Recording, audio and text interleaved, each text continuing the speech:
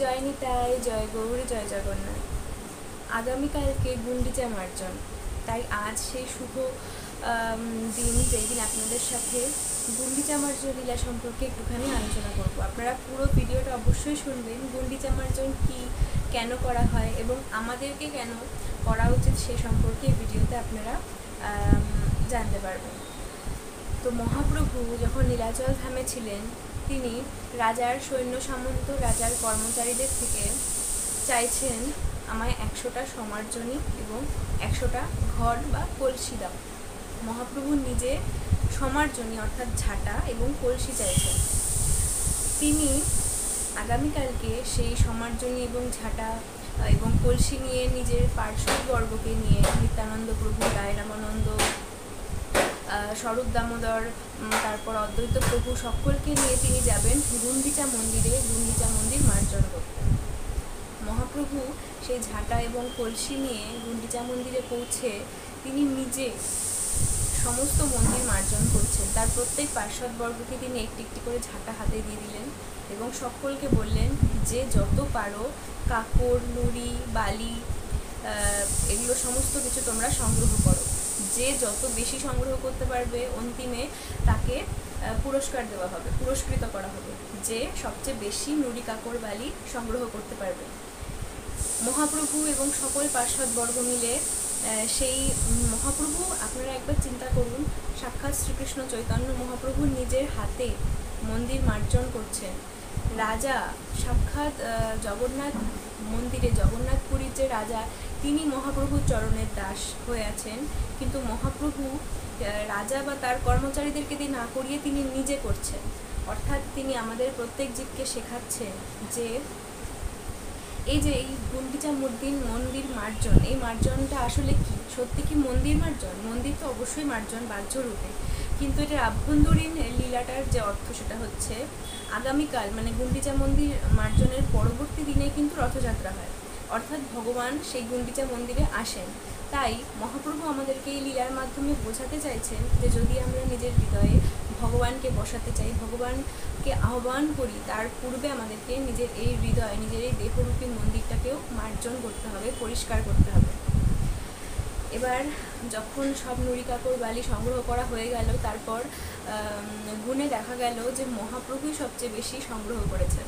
অর্থাৎ মহাপ্রভু যতটা পেরেছেন বালি, কাপড়, ময়লা, সেগুলো সমস্ত কিছু পরিষ্কার করেছেন। এবার তিনি সব পার্শ্বদবর্গদেরকে বললেন, ঝাঁটা রাখো, এখন সকলে একটি করে কলসি নাও এবং কলসি নিয়ে তোমরা জল নিয়ে এসো, জল নিয়ে সমস্ত মন্দিরকে ধৌত করো। এবং মহাপ্রভু নিজে কি করছেন, যেই বেদিতে জগন্নাথ, বলদেব এবং সুভদ্রা দেবী পরবর্তী দিন অধিষ্ঠিত হবেন, সেই বেদি মহাপ্রভু নিজে জল দিয়ে পরিষ্কার করছেন, মুছছেন। তাও আবার কি দিয়ে? নিজের অঙ্গের যে গেরুয়া উত্তরী, নিজের অঙ্গের যে পীত উত্তরী, সেই উত্তরী দিয়ে তিনি জলে চুবিয়ে, সেই উত্তরী দিয়ে তিনি সেই জায়গাটিকে পরিষ্কার করছেন যেখানে ভগবান বসবেন। এখানে কিন্তু মহাপ্রভু আমাদেরকে বোঝাতে চাইছেন যে এই গুন্ডিচা মার্জন শুধুমাত্র মন্দির মার্জন নয়। আমাদের এই হৃদয়ের রূপী মন্দিরে যদি আমরা জগন্নাথকে বসাতে চাই, জগন্নাথকে বিরাজিত করতে চাই, তাহলে সবার পূর্বে আমাদের এই যে চারটে যে মহাপাপ, সেই চারটে মহাপাপ বা চারটে বিকার আমাদের দেহ থেকে প্রতারিত করতে হবে। সেটা কি কি? প্রথমত কোনো রকমের আমিষ আহার বর্জন করা কিংবা প্রাণী হত্যা করে সেটাকে ভক্ষণ না করা। দ্বিতীয়ত কোনো রকমের নেশা দ্রব্যাদি গ্রহণ না করা। তৃতীয়ত হচ্ছে কোনো রকমের অবৈধ সঙ্গ না করা। এবং চতুর্থত কোনো রকমের পরস্ত্রী বা পরপুরুষ সঙ্গ না করা। যদি আমরা এই চারটে, এই নুড়ি, কাপড়, বালি, সম, এগুলোকে যদি আমরা আমাদের দেহ থেকে ঝেঁটিয়ে বিদায় করতে পারি, ঝেঁটিয়ে ফেলে দিতে পারি, তাহলে কিন্তু জগন্নাথকে আমরা নিজের হৃদয়ে বসাতে পারবো।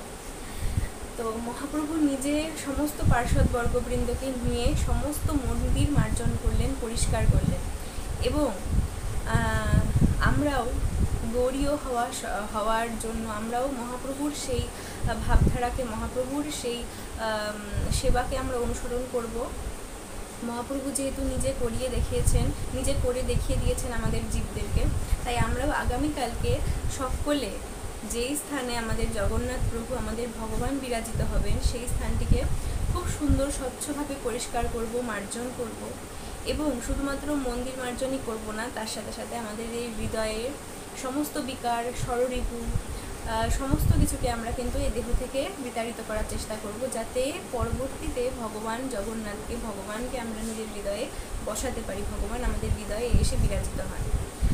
এবং বলা হয় যে এই গুন্ডিচা মার্জনের দিন যে যত বেশি, যেমনটা মহাপ্রভু পুরস্কারের ঘোষণা করে দিয়েছিলেন যে যে যত বেশি ময়লা, যে যত বেশি বালি কাকড় সংগ্রহ করবে সে তত বড় পুরস্কার প্রাপ্ত হবে, ঠিক তেমনই এই গুন্ডিচা মার্জনের দিন যে যত বেশি ময়লা, যত বেশি বালি সংগ্রহ করতে পারবে ভগবানের আসন থেকে, যত বেশি পরিষ্কার করতে পারবে ভগবানের আসন, তার হৃদয়ে কিন্তু সেই সমস্ত যে অহংকার, কাম, ক্রোধ, লোভ, মোহ, মাৎসর্য সমস্ত কিছু কিন্তু ধীরে ধীরে ততটাই তাড়াতাড়ি, ততটাই শীঘ্র তার হৃদয় থেকে সেগুলো চলে যাবে ভগবানের কৃপায়।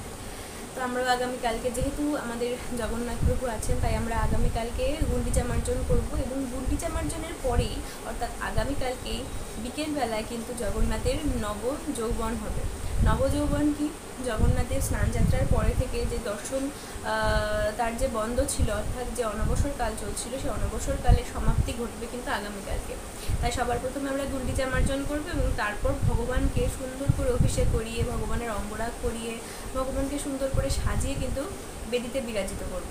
এটাই কিন্তু অর্থ, যে এই হৃদয় পরিষ্কার হলে সেখানে ভগবান আপনাতেই এসে বিরাজিত হবেন।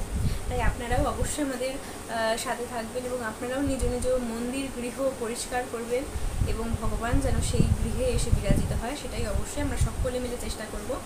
জয় নিতাই। এবং আপনারা অবশ্যই চ্যানেলটাকে সাবস্ক্রাইব করে রাখবেন আগামীকালকে আমাদের গুন্ডিচা মার্জন এবং জগন্নাথের নবযৌবন দর্শন করতে, এবং তারপরেই কিন্তু রথযাত্রা।